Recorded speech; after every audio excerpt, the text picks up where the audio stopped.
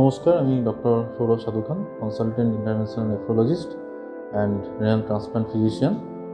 তো আমরা যেটা শুরু করেছি আপনাদের এরিয়াতে গ্রিন ভিউ সুপার স্পেশালিটি ক্লিনিকে রোজ এভরিডে নেফ্রোলজি ক্লিনিক, এটাতে আমরা জনসচেতনমূলক অনেক প্রচার শুরু করেছি।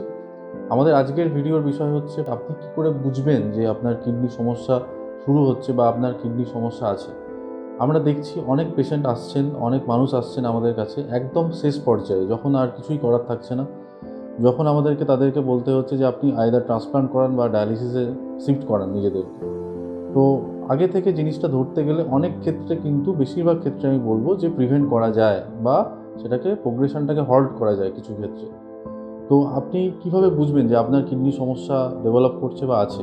কতগুলো মেজর সাইন আমরা যেগুলো বলি পেশেন্টদের, এগুলো কিন্তু বারে বারে আপনারা দেখতে থাকুন। একটা হচ্ছে পা ফোলা।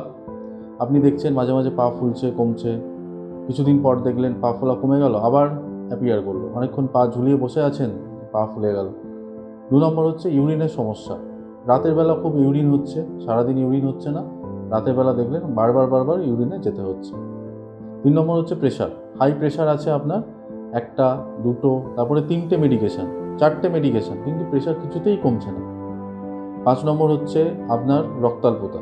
আপনি দেখছেন বারবার আপনাকে হসপিটালে ভর্তি হতে হচ্ছে, বা আপনি ওষুধ খাচ্ছেন, ডাক্তারবাবু আপনাকে ওষুধ দিচ্ছেন, কিন্তু রক্তটা যেরকমভাবে বাড়ার কথা সেরকমভাবে বাড়ছে না। 6 নম্বর হচ্ছে সকালবেলা ইউরিন করতে যাচ্ছেন বা দিনের যে কোনো সময় ইউরিন করতে যাচ্ছেন, দেখছেন পেচ্ছাপের সময়, ইউরিনের সময় ইউরিন করতে গেলে দেখছেন ফেনা ফেনা ভাব। এই যে কতগুলো মেজর সাইন আমি বললাম, এই সাইনগুলো থাকলে অবশ্যই ডাক্তারের পরামর্শ নিন, আপনার চেক আপ করান এবং কিডনি ডিজিজ আপনার আছে কি না অবশ্যই অবহিত হন, ইনভেস্টিগেশন করান এবং ডাক্তারের পরামর্শ নিন।